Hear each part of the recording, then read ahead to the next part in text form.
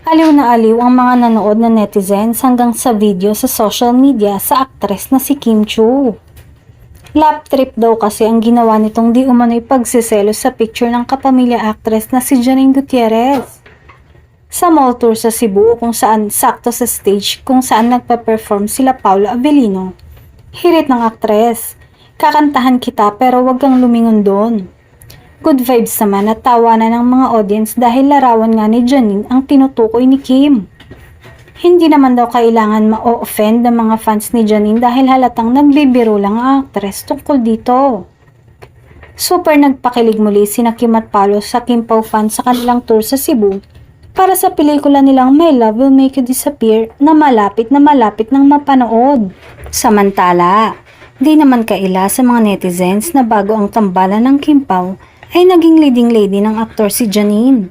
At may balita pang nagkaroon sila ng relasyon ngunit wala namang pag-amin.